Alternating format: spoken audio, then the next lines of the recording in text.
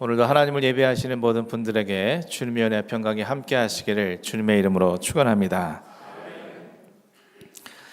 예수님을 자신들과 이스라엘을 로마로부터 구원해 줄 자라고 믿었던 두 사람이 예수님께서 십자가에 못 박혀 죽으시자 그로 인한 큰 실망과 절망 그리고 시리를 안고 예루살렘을 떠나 자신들의 삶의 거처였던 엠마오로 향해 가고 있었습니다.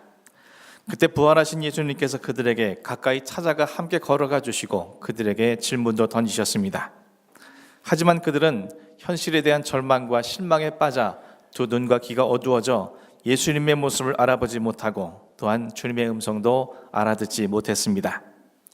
모든 것을 아시지만 예수님께서는 그들에게 무슨 일이냐라고 질문을 던지셨고 두 사람 중에 한 사람인 글로바는 자신이 알고 있는 사실을 근거로 하여서 나사렛 예수에 관한 이야기를 예수님께 전해주었습니다.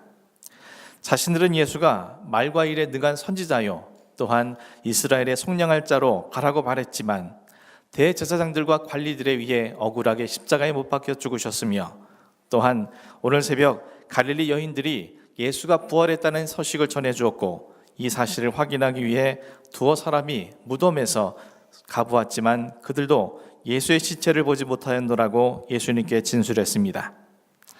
그러자 예수님은 모든 것을 보고 듣고도 깨닫지 못하고 믿지 못하는 그들을 향해 미련한 자요 더듬 있는 자들이라고 책망하셨습니다. 그리고 그런 그들을 긍휼히 여기셔서 그리스도의 고난은 영광을 얻기 위해 반드시 겪으셔야 할 과정이었다라는 사실을 밝히시면서 성경에 기록된 당신의 모든 예언들을 자세히 가르쳐 주었습니다. 그러던 중 두 사람의 목적지였던 엠마오에 도착을 했습니다. 그들은 예수님을 자신의 처소로 강권하여 모셔드렸고 예수님께서 그들을 위해 떡을 축사하시고 떼어주시고 먹음으로 그들의 눈이 밝아져 지금까지 자신들과 함께했던 분이 바로 부활하신 예수님이라는 사실을 알게 하셨습니다. 이는 그들이 예수님의 말씀을 듣는 동안 실망과 절망으로 차가워진 마음이 말씀을 통해 뜨겁게 변화되어지고 그들의 실망과 절망이 희망과 기쁨으로 변화된 것에서 시작되었으며 예수님을 자신들의 처소로 강권하여 모셔드리고 예수님께 주인의 자리를 내어드림으로 그리고 축사하시고 떼어주신 그 떡을 먹음으로 예수 그리스도와의 연합을 통해서 이루어진 기적이라는 것을 지난 시간 말씀을 통해서 함께 살펴보았습니다. 오늘 본문 31절에서 33절 상반절까지의 말씀이 이렇게 기록하고 있습니다. 그들의 눈이 밝아져 그인 줄 알아보더니 예수는 그들에게 보이지 아니하시는지라. 그들이 서로 말하되 길에서 우리에게 말씀하시고 우리에게 성경을 풀어주실 때에 우리 속에서 마음이 뜨겁지 아니하더냐 하고 곧 그때로 일어나 예루살렘에 돌아가 보니 그들이 부활의 주님을 알아보자 말자 예수님께서는 그들 곁을 떠나셨습니다. 이젠 더 이상 그들에 대해 걱정하지 않으셔도 되셨기 때문입니다. 그러자 그들은 예수님께서 자신들에게 성경을 풀어주셨을 때 마음이 뜨거워졌던 이유가 어디에 있었는지 비로소 알게 되었습니다. 그리고 그 즉시로 예루살렘으로 떠나기 위해 자리에서 일어났습니다. 지금까지의 모든 사건은 예수님과 저녁 식사를 하는 중에 있었던 일들입니다. 그렇다면 그들이 예루살렘으로 되돌아가기 위해 일어선 시간은 적어도 날이 이미 어두워진 한밤중이었을 것입니다. 날이 저물었으므로 더 가시려는 예수님을 만류하고 자신의 집으로 모셔드렸던 그들은 그만큼 밤에 다니는 일이 위험했기 때문인 것을 알 수 있습니다. 그런데 지금 그들은 이미 날이 어두워진 그 캄캄한 상황 속에서 이대로 다시 11.2km나 떨어진 예루살렘을 향해 걸어가려고 하는 것입니다. 이 마른 곳 자칫하면 그들 역시 생명의 위협을 느낄 수 있는 위험한 지경에 이를 수 있다는 것입니다. 그런데도 그들은 주저하지 않고 그 즉시로 일어나 예루살렘으로 향해 걸어가려고 했던 것입니다. 어떻게 이런 일이 가능했겠습니까? 그들이 사망의 권세를 이기시고 부활하신 예수님을 만났기 때문에 가능한 일이었습니다. 부활하신 주님을 만난 이후에 그들은 자신들이 있어야 할 자리가 엠마오의 이 자리친의 처소가 아니라 예루살렘이라는 사실을 깊이 깨달았기 때문이었습니다. 예수님을 만난 두 사람은 즉시 이 기쁜 소식을 전하기 위하여 그들이 왔던 길을 향해 되돌아서려고 그들은 일어선 것입니다. 엠마오로 향할 때는 실망과 좌절로 처해졌던 그들이었지만 다시 예루살렘을 향해 갈 때에는 기쁨과 설레이는 희망을 안고 그것을 한 걸음으로 달려갔을 것입니다. 그들이 예루살렘에 도착했을 때의 상황에 대해서 본문 33절부터 35절이 이렇게 기록합니다. 곧 그때로 일어나 예루살렘에 돌아가 보니 11 제자 및 그들과 함께한 자들이 모여 있어 말하기를 주께서 과연 살아나시고 시몬에게 보이셨다 하는지라. 두 사람도 길에서 된 일과 예수께서 떡을 떼심으로 자기들에게 알려주신 것을 말하더라. 그들이 예루살렘에 도착했을 때 11 제자와 그들과 함께한 자들이 모여 있었습니다. 엠마오로 갔던 두 사람이 예루살렘에 되돌아오자 그들은 주께서 과연 살아나셨고 시몬에게 보이셨다라는 사실을 그들에게 말했습니다. 다시 말해 그들보다 먼저 부활하신 예수님에 대해서 그들에게 증언을 했던 것입니다. 예수님께서 언제 시몬에게 당신을 보이셨는지 복음서는 언급하지 않습니다.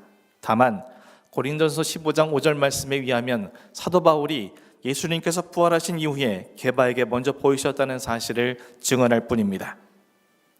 하지만 분명한 것은 그곳에 모여있던 모든 사람들이 오늘 새벽까지만 하더라도 예수님의 부활을 전혀 믿지 않는 그런 지경에 있었지만 지금은 모두가 완전은 하지는 않지만 주님의 부활하심을 믿고 있었다는 사실입니다.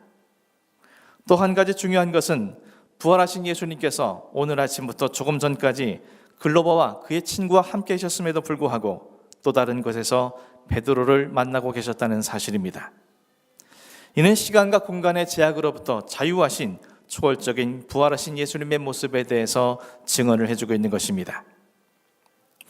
이와 같은 놀라운 일을 듣게 된 글로바와 친구도 자신들에게 일하는 일들, 즉 길가에서부터 엠마오의 자기의 처소에서 주님의 떡을 떼어주심으로 주님의 부활하신 모습을 확인하게 되었다는 사실을 증언하였습니다. 이와 같이 서로가 서로에게 부활의 주님에 대해서 증언하고 있을 때였습니다. 본문 36절 말씀입니다. 이 말을 할 때 예수께서 친히 그들 가운데 서서 이르시되 너희에게 평강이 있을지어다 하시니, 그들이 서로 자신이 만난 부활의 주님에 대해서 간증하고 있었을 때 부활하신 주님께서 그들에게 친히 찾아가셨습니다. 그리고 그들에게 평강이 있을지어다 라고 선언해 주셨습니다. 평강이 있을지어다라는 말은 당시 유대인들이 흔히 하던 인사말 중에 하나였습니다. 하지만 본문 속에서 예수님께서 하신 말씀은 당대의 관습을 따라 별다른 의미가 없는 형식적인 인사말이 아니었습니다. 주님의 이 말씀은 앞으로 부활하신 예수님께서 다스리는 모든 곳곳에 평화가 임할 것이라는 축복의 의미로 그들에게 말씀해 주신 겁니다. 다시 말해서 예수님께서 부활하신 사실을 믿는 사람들, 그들이 있는 모든 것에 하나님의 평강이 임할 것이라는 축복의 말씀을 그들에게 던져주신 것입니다. 예수님께서 태어나셨을 때 하늘에서 천사들이 땅의 평화라고 말씀하신 것을 연관 지어볼 때 본문의 말씀은 부활하신 예수님께서 거하시는 곳 어디에서나 부활하신 예수님을 만난 누구에게나 평화가 깃들 것이라는 축복의 선포와 선언을 그들에게 약속해 주신 것임을 본문을 통해서 우리는 확인할 수 있습니다. 사랑하는 성도 여러분, 오늘 본문 말씀을 통해서 우리는 무엇을 깨달을 수 있습니까? 오늘 우리는 본문을 통해서 교회란 무엇이고 또한 교회 공동체에서 교제의 모습이 어떠해야 하는지 그 모습을 우리는 확인할 수 있습니다. 교회란 무엇입니까? 예수님께서 교회에 대해 처음 언급하신 일화에 대해서 마태복음 16장 15절부터 18절 말씀을 기록하고 있습니다. 이르시되 너희는 나를 누구라 하느냐? 시몬 베드로가 대답하여 이르되 주는 그리스도시요 살아계신 하나님의 아들이시니이다. 예수께서 대답하여 이르시되 바요나 시몬아 내가 복이 있도다. 이를 내게 알게 한 이는 혈육이 아니요 하늘에 계신 내 아버지시니라. 또 내가 내게 이르노니 너는 베드로라.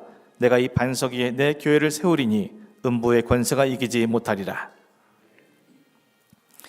예수님께서 베드로의 주는 그리스도시요 살아계신 하나님의 아들이시라는 신앙 고백을 들으신 이후에 그의 고백 위에 교회를 세우시겠다라고 말씀하셨습니다. 따라서 교회는 베드로와 같은 신앙 고백을 가진 자들의 모임이라는 것을 우리는 알 수 있습니다. 그렇다면 교회 구성원들은 반드시 주는 나의 그리스도시며 오늘도 살아계신 하나님의 아들이라는 신앙 고백을 분명히 갖고 있어야 한다는 사실을 알 수 있습니다. 이런 고백이 우리 입술을 통해 이루어지기 위해서는 무엇보다 우리의 삶 속에서 부활하셔서 영원토록 살아계신 주님께서 오늘날 그리스도로 계시며 또한 오늘도 하나님의 아들로서 우리의 삶에서 살아서 역사하시는 분이라는 분명한 경험이 우리 안에 있어야 할 것임을 우리는 우리에게 말씀해 주고 있습니다. 교회의 공식적인 예배 모임은 주일에 있습니다. 그러나 본래 하나님께서 명하신 안식일은 오늘의 토요일에 해당하는 날입니다. 하지만 초대교회 성도들은 주님이 부활하신 날을 기념하며 주일을 공식적인 예배 모임이 있는 날로 지켰습니다. 따라서 주일을 지킨다는 것, 또 주일에 하나님을 예배한다는 것은 부활의 날에 부활 신앙과 부활의 주님의 체험한 자들이 부활 주님께 영광을 돌리는 날인 것을 우리에게 말씀해 주고 있는 것입니다. 그렇다면 부활의 날인 주일에 부활의 신앙을 가진 자들이 한자리에 모여서 서로에게 어떤 교제를 해야겠습니까?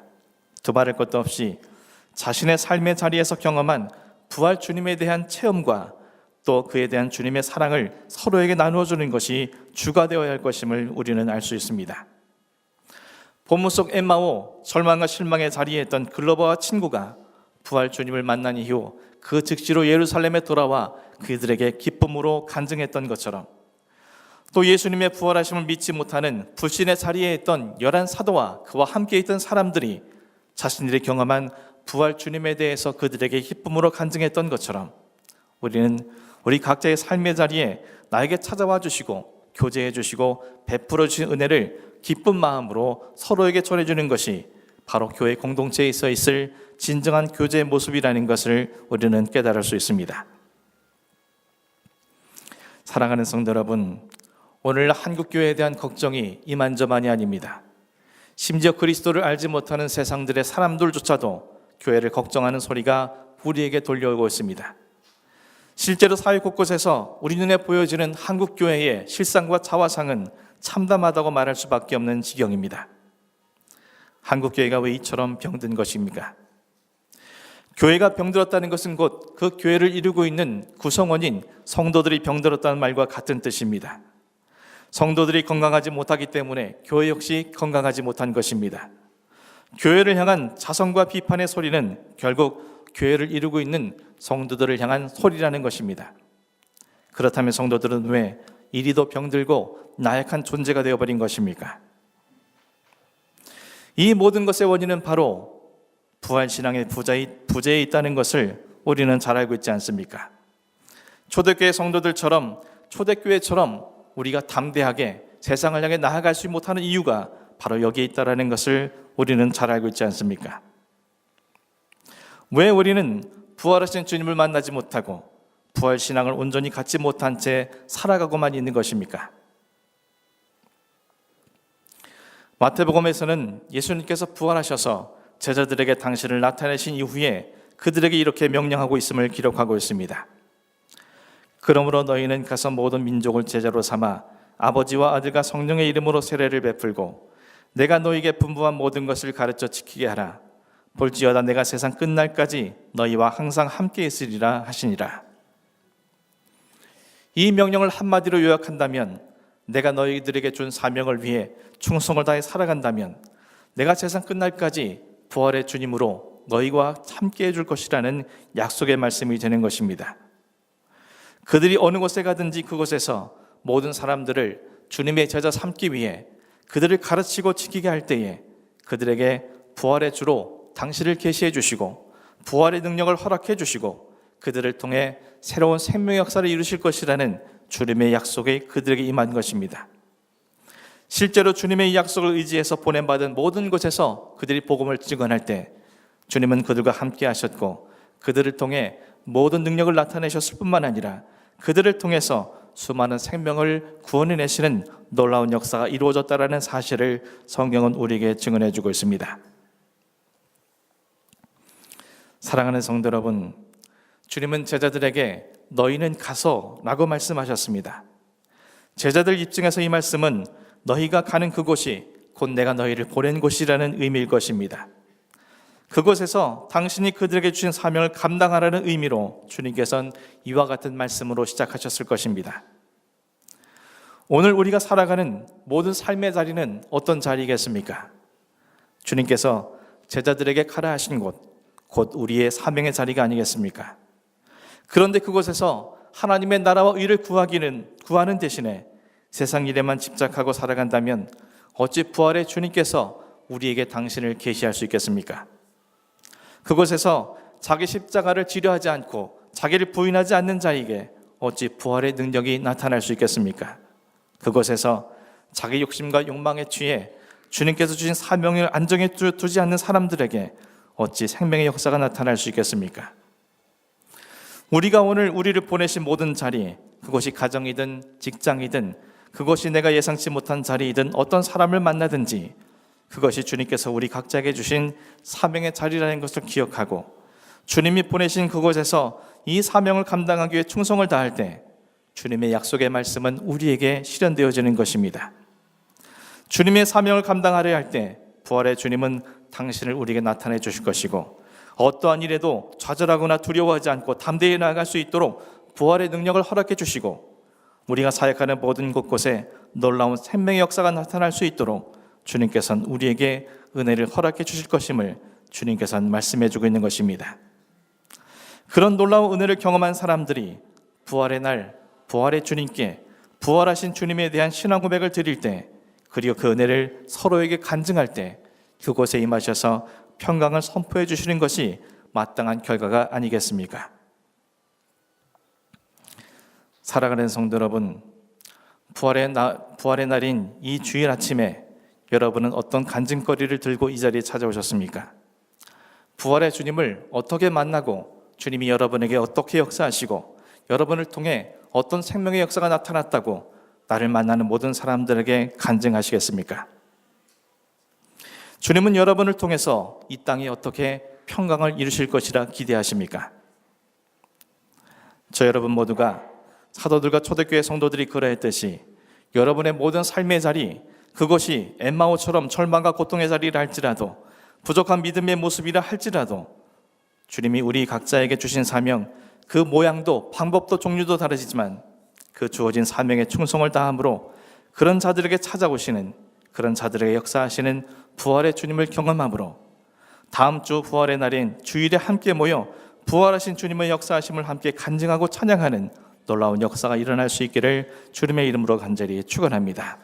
그럼 우리 모임 가운데 부활의 주님께서 찾아오셔서 평강이 있을지어다 선포하시고 그 평강을 맛보는 우리 모두가 될 수 있기를 주님의 이름으로 간절히 축원합니다. 기도하겠습니다.